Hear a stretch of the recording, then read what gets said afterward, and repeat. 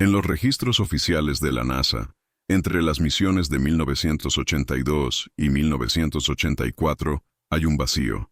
Una misión listada en un documento preliminar, STS-13A, fue posteriormente tachada, literalmente. En versiones impresas de la agenda de lanzamientos de 1983, una línea borrosa sustituye el nombre de la misión. Las consultas en la base de datos digital arrojan error 404, como si nunca hubiera existido, pero existió. El nombre apareció una sola vez en una transmisión de CBS, cuando un presentador mencionó un lanzamiento pospuesto indefinidamente. No se dio ninguna explicación. El video de ese noticiero desapareció misteriosamente de los archivos. Un reportero de la época, en una entrevista décadas después, afirmó: «Hubo una orden de no volver a mencionar eso. No se trataba solo de cohetes, era algo más grande». Documentos internos de la NASA, filtrados por un ex empleado, mencionan un proyecto confidencial llamado únicamente Operación Erebus. Nunca confirmado públicamente, ese sería el nombre real de la misión borrada. Erebus, el dios griego de la oscuridad, un presagio o una elección deliberada. 1983 fue un año atípico. La carrera espacial ya no ocupaba los titulares como antes, pero algo extraño se percibía en los pasillos. Antiguos miembros de la NASA relataron cortes inusuales en la comunicación con el público. Se pospusieron lanzamientos sin justificación. Surgía un patrón. Cuanto más se acercaba julio, más silencio se imponía. En julio de 1983, se trasladó un vehículo al complejo 39B, pero no hubo prensa, ninguna conferencia, ningún video en vivo, solo el sonido de los motores encendidos, y luego, el silencio. Técnicos civiles que trabajaban en el Centro Espacial Kennedy informaron haber sido retirados sin explicación el día del supuesto lanzamiento. Un testigo dijo que oyó a alguien gritar: «Eso no debía estar acoplado todavía», antes de ser retirado a la fuerza de la sala de observación. Semanas después, los sensores de monitoreo atmosférico de la NOAA captaron un aumento abrupto de residuos térmicos sobre Florida. Algo despegó, pero no hay registros oficiales, solo rastros, y un agujero en el tiempo. La única transmisión vinculada a la misión STS-13A ocurrió en secreto. Un canal interno de la NASA, utilizado para pruebas, captó las primeras 2 horas y 11 minutos del vuelo. La grabación, recuperada por un técnico jubilado, muestra el patrón normal de comunicación, telemetría, ritmo cardíaco de los astronautas y conversaciones técnicas. Hasta que, a las 03:47, todo se detiene.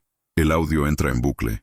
La imagen se congela en un fotograma donde uno de los astronautas, cuya identidad jamás fue confirmada, mira fijamente a la cámara. Su expresión no es de pánico, es de parálisis. Un segundo antes de que la imagen se bloquee, susurra algo. Análisis forenses intentaron descifrar la frase. La traducción más aceptada es: «Nos están observando». Tras ese momento, el video termina abruptamente, sin fallas técnicas, sin cierre, solo un corte limpio, como si alguien hubiese desconectado el cable de la realidad. No hubo retorno a la base, ninguna llamada final, solo silencio. Un silencio que persiste hasta hoy. Entre los documentos rescatados por un ex empleado de la NASA, había una lista parcial de tripulantes.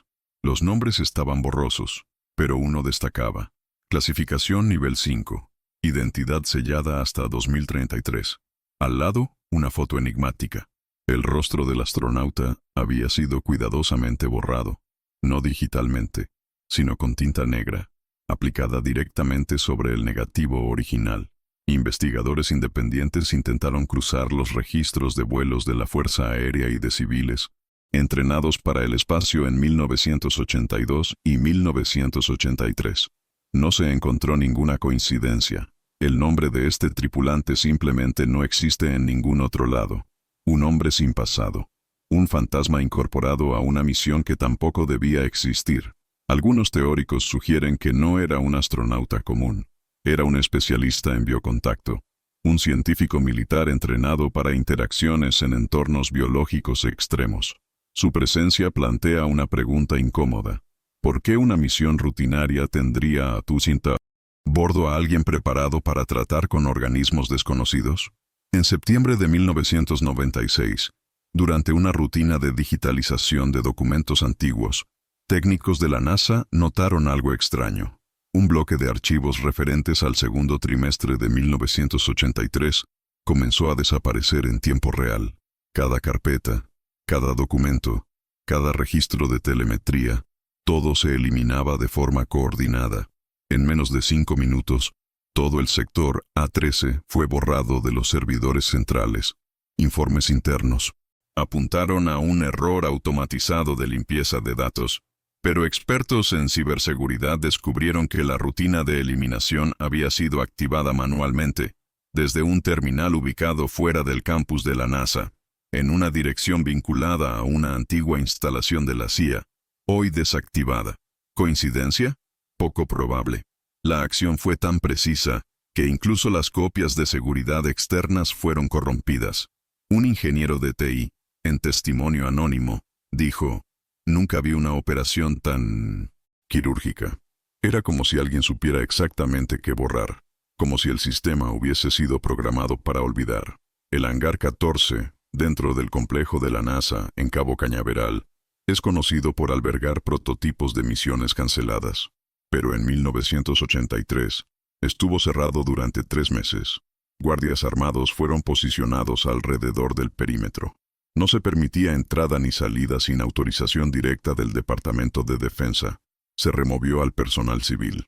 Los vuelos de inspección aérea sobre la zona fueron suspendidos. Un informante afirmó que, dentro del hangar, se encontraba un módulo de lanzamiento con características nunca vistas. Su revestimiento era de un material negro mate, resistente al radar y con forma similar a una cápsula de escape, pero 5 veces más grande. No tenía logotipo de la NASA, solo un número, 13A, pintado a mano, como si lo hubieran colocado con prisa. Informes no confirmados indican que el módulo fue transportado durante la madrugada hacia una pista auxiliar y lanzado en absoluto silencio. Nada apareció en el radar civil.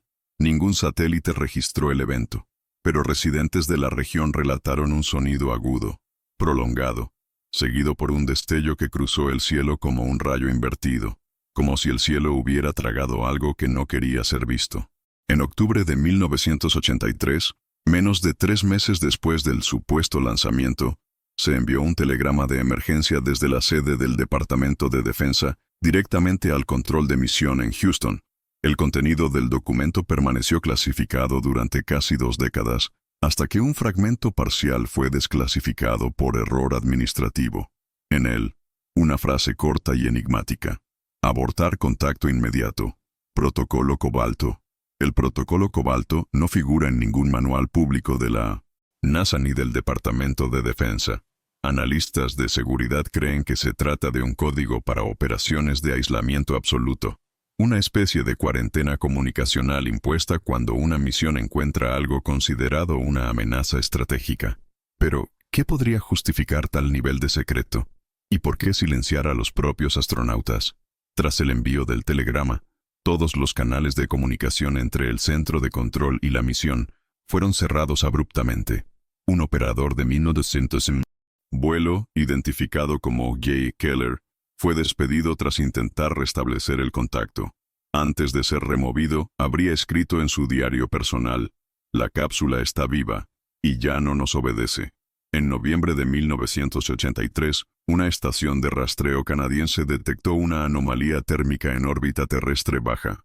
El objeto parecía mantener una trayectoria inestable, como si se estuviera ajustando por sí mismo. Tenía una forma aproximada a una cápsula cilíndrica, pero lo más extraño era su emisión térmica. Pulsaba a intervalos regulares, como un latido. La NASA no reconoció el objeto. Afirmaron que se trataba de basura espacial o de un fragmento del satélite soviético Cosmos 1402. Sin embargo, análisis espectrográficos revelaron que el material del casco era una aleación que no correspondía a ninguna utilizada por Estados Unidos o la Unión Soviética en ese periodo. Algo nuevo. O algo muy antiguo. Una estación de radar en Alaska intentó rastrearlo de forma continua, pero tras 2 días, el objeto desapareció. Simplemente se desvaneció de los sensores. No hubo reingreso atmosférico. No hubo caída. Se apagó. como si nunca hubiera existido, o como si esperara el momento adecuado para volver. A finales de 1984, una comisión interna de la NASA intentó abrir una investigación sobre inconsistencias en los registros de misión de ese año. 10 empleados fueron convocados para prestar declaraciones formales, entre ellos ingenieros, operadores de control y 2 militares asignados a Cabo Cañaveral. Todos firmaron declaraciones juradas en sesiones confidenciales. Ninguna de ellas sobrevivió. Meses después, un memorando interno reveló que los documentos habían sido extraviados debido a un problema en el sistema de archivo digital.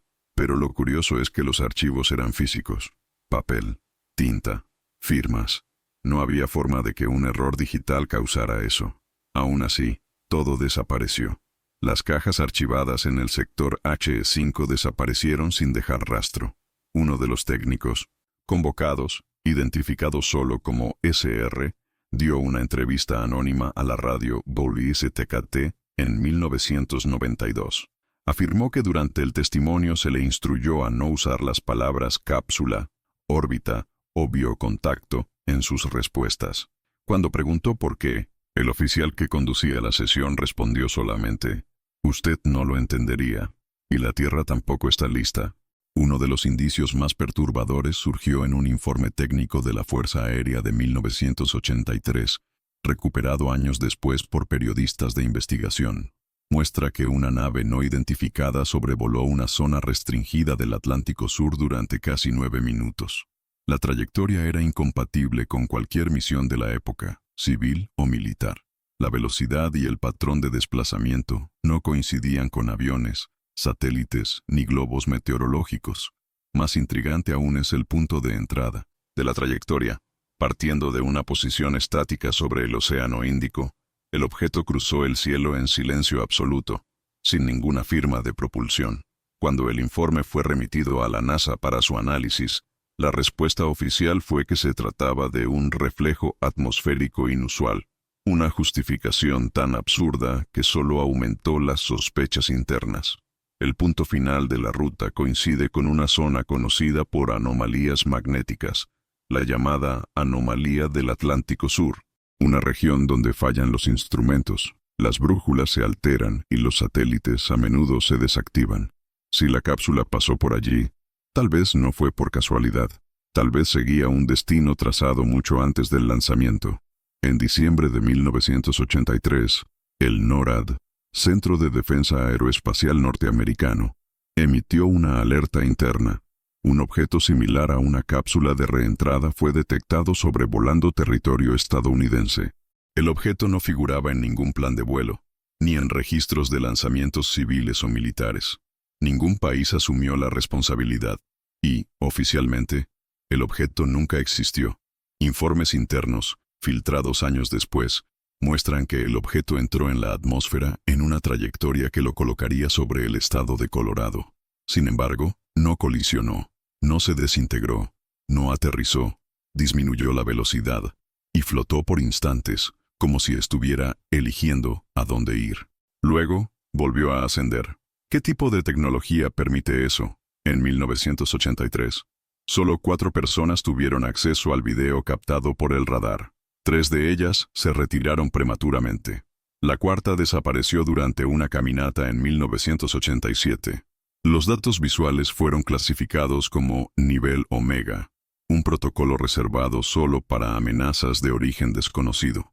Un analista dejó una nota en el informe final: si esto no vino de la Tierra, entonces vino a buscar algo. Fue en 2001 cuando la verdad comenzó a filtrarse por las grietas. Una desclasificación parcial de documentos de la NASA, promovida por la Ley de Libertad de Información, liberó cientos de páginas relacionadas con misiones entre 1981 y 1984. Entre ellas, había un informe titulado simplemente Análisis de Riesgo, 13A, con fragmentos completamente censurados por bandas negras. Lo que quedó era suficiente para incendiar la imaginación de los investigadores. Referencias a anomalías psicoacústicas, comportamiento no estándar del equipo de a bordo, y, quizá lo más perturbador, posible simbiosis entre operador y cápsula. Eso no era un cohete, era otra cosa. y parece que algo dentro de él estaba despierto. Esta liberación de datos fue revocada rápidamente. Los archivos fueron retirados del sitio web de la NASA en menos de 48 horas, y todos los enlaces relacionados redirigían a una página genérica sobre misiones del transbordador. Pero los documentos ya habían sido descargados por usuarios atentos. A partir de allí, nació una nueva vertiente conspirativa, que la misión STS-13A jamás fue una exploración, fue un experimento. Marcus Elroy era ingeniero senior del Jet Propulsion Laboratory, JPL, una de las mentes detrás de sistemas de navegación autónoma usados en misiones clasificadas. En abril de 1984, desapareció sin dejar rastro. Antes de eso, sin embargo, había dejado atrás un cuaderno lleno de anotaciones. El diario fue encontrado por su hermana, escondido dentro de un compartimento falso en la oficina. Las páginas, garabateadas con prisa, hablan sobre un proyecto llamado Interfaz 13A. Elroy describe un sistema experimental de comunicación entre hombre y máquina, pero no por voz ni comandos, por impulsos mentales. Quieren que la cápsula obedezca pensamientos, pero algo obedeció primero. Escribió en una de las últimas entradas: hay dibujos de circuitos, gráficos, y un símbolo repetido obsesivamente. Un círculo rodeado por 3 líneas onduladas, como una vibración constante. La última página es la más perturbadora. Contiene solo una frase, escrita con letras temblorosas. No es tecnología, es una presencia. Desde la desaparición, no se ha encontrado ninguna pista de Elroy, ningún movimiento bancario, ninguna comunicación, solo su diario, y un silencio que aún hoy resuena en los pasillos del JPL. Uno de los descubrimientos más impactantes provino de una cinta de casete olvidada en un depósito en Texas, junto a equipos de misión fuera de uso. La cinta, rotulada solo como C13A, log.03, contiene unos 12 minutos de audio en bruto desde el interior de la cápsula. Las voces están distorsionadas por el tiempo y el magnetismo, pero con limpieza digital fue posible descifrar fragmentos. Al principio se oyen ruidos metálicos, como golpes en el casco exterior. Luego, respiraciones alteradas. Uno de los tripulantes murmura: «Estamos girando», seguido por silencio. Entonces, una voz femenina: «Hasta entonces no». Listada entre los posibles miembros de la tripulación, susurra algo escalofriante: «No estamos solos». El tono no es de pánico, es de constatación, como quien ve algo inevitable.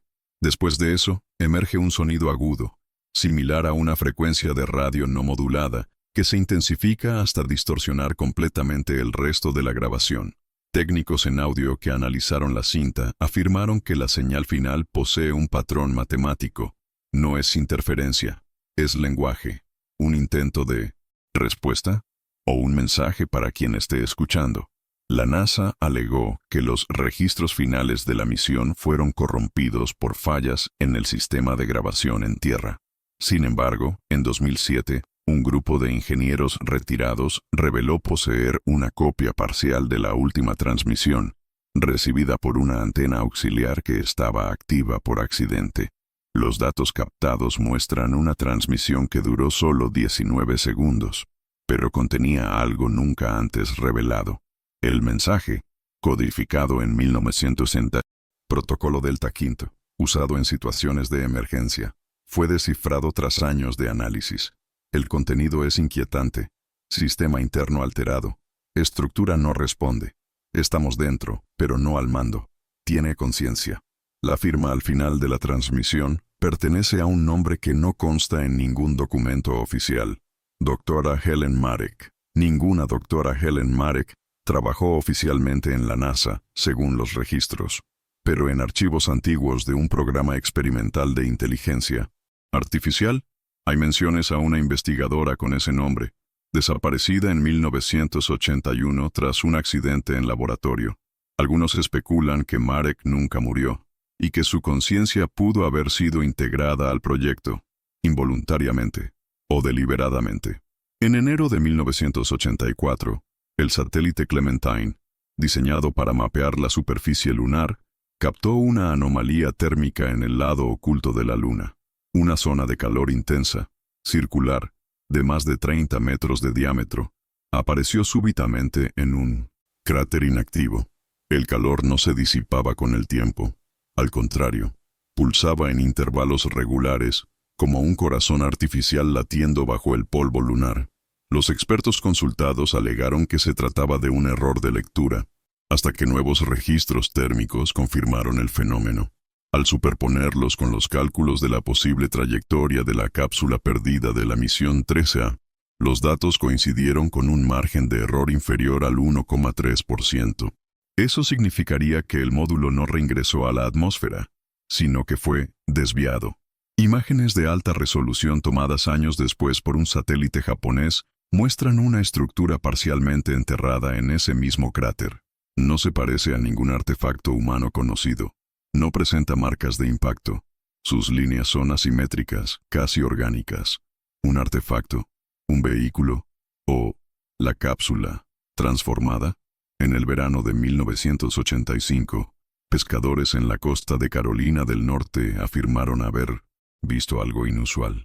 Una operación nocturna que involucraba 3 barcos militares y al menos un submarino. Según sus relatos, una estructura metálica fue izada desde el océano, cubierta por una lona oscura y llevada a toda prisa hacia una base naval. Todo bajo vigilancia armada. Oficialmente, se trataba de ejercicios de recuperación de equipos de sondeo oceánico. Pero una foto tomada por uno de los pescadores muestra algo muy diferente. Un cilindro parcialmente dañado, con marcas de quemadura, y símbolos desconocidos grabados en el lateral. La imagen fue confiscada por el FBI días después. El pescador, intimidado, se mudó de ciudad y nunca más habló del asunto. Fuentes internas de la Marina confirmaron que se localizó un objeto a más de 600 metros de profundidad, pero que no constaba en ningún registro de caída o accidente. Lo que sacamos no era tecnología americana, y estaba incompleto, dijo uno de los buzos involucrados, en un testimonio anónimo. Incompleto. Como si algo hubiera salido de adentro. Durante la investigación surgió un nombre susurrado por varios ex empleados. Erebus. Buscado en bases de datos, contratos y archivos de la NASA, el nombre en clave no aparece en ningún lugar. Pero en un memorando interno del Pentágono, clasificado como confidencial cósmico, hay referencia a un proyecto colaborativo entre agencias, iniciado tras la anomalía térmica detectada en la Luna. El memorando describe la misión Erebus como un intento de contención y análisis de inteligencia no humana derivada de una interfaz biotecnológica accidental. El texto es vago, deliberadamente ambiguo, pero deja claro que la misión 13A no era solo de exploración, era de contención, y fracasó. El nombre Erebus, procedente de la mitología griega, no fue elegido al azar. Erebus es la personificación de las tinieblas primordiales, el velo entre el mundo de los vivos y el abismo. Dar ese nombre a una misión sugiere más que un proyecto científico. Sugiere una travesía, y quizás una apertura. En 1994, un ex técnico de telecomunicaciones de la NASA llamado Albert Corman falleció en circunstancias no esclarecidas. Entre sus pertenencias, encontradas en su residencia en Arizona, había una caja de cintas VHS marcadas con códigos de fechas y horas. Una de ellas, fechada el 19 de julio de 1983, llevaba la etiqueta Canal Interno, 13A, Final. La grabación, digitalizada años después por investigadores independientes, muestra una transmisión interna nunca divulgada. La imagen es granulada, pero lo suficientemente clara como para revelar un entorno interior similar al de una cápsula presurizada. En el centro, una figura humana flota en gravedad cero. Su cuerpo está inmóvil, pero sus ojos están abiertos, observando algo fuera de cámara. Lo más perturbador viene en los últimos segundos. La imagen comienza a oscilar, distorsionando la luz alrededor de la cabina. Un sonido grave, subterráneo, emerge, como una vibración que atraviesa el hueso. Luego, una silueta indistinta se forma detrás del astronauta. Algo que parece hecho de sombra, pero con masa. El video termina en estática. En la esquina inferior derecha aparece un texto parpadeante durante menos de un segundo. Ella despertó. En 1985, una paciente del Hospital Psiquiátrico Ridgefield, en Nevada, comenzó a relatar sueños recurrentes con misiones espaciales. Su nombre, Evelyn Marek. Según los registros, había sufrido un colapso nervioso tras un proyecto experimental en un laboratorio de defensa en 1981. Documentos indican que era pariente de Helen Marek, la científica asociada a la cápsula 13A. Durante sesiones de regresión hipnótica, Evelyn describió en detalle una cabina espacial, códigos de navegación y nombres de procedimientos de la NASA a los que jamás tuvo acceso. En uno de los relatos más intensos, gritó en trance: «¡No es Marte! ¡Me sacaron de Marte! Desperté en la Luna y ella me vio». Psiquiatras, escépticos, atribuyeron los relatos a delirios inducidos por trauma y medicación. Pero un detalle llamó la atención. Evelyn dibujó repetidamente el mismo símbolo hallado en el diario de Marcus Elroy, el círculo rodeado por 3 ondas. No podía conocerlo. Y el día de su muerte, en 1991, fue encontrada con una frase escrita a mano en su celda acolchada, usando su propia sangre: «La cápsula todavía sueña». Especialistas en audio que analizaron las transmisiones perdidas de la misión 13A notaron un fenómeno inusual.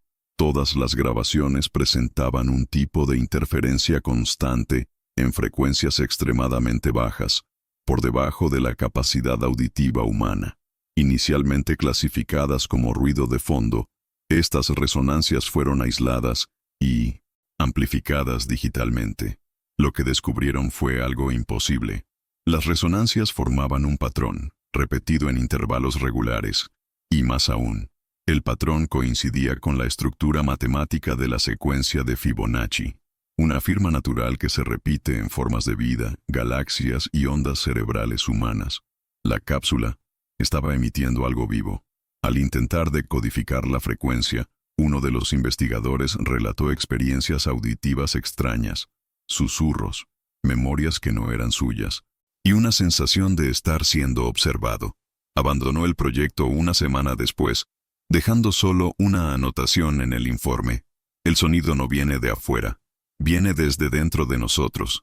A lo largo de las décadas, cualquier intento de cuestionar oficialmente la misión 13A encontró la misma muralla: el silencio institucional. Investigadores, periodistas e incluso congresistas que buscaron respuestas recibieron comunicados estandarizados, frases vagas como «no consta en los registros», «no hubo misión con esa designación», o la clásica «no comentamos sobre operaciones conjuntas con el Departamento de Defensa». Esta estrategia de negación sistemática se repite en otros casos que involucran anomalías espaciales. Pero en el caso de la 13A, es especialmente agresiva. Las entrevistas son canceladas.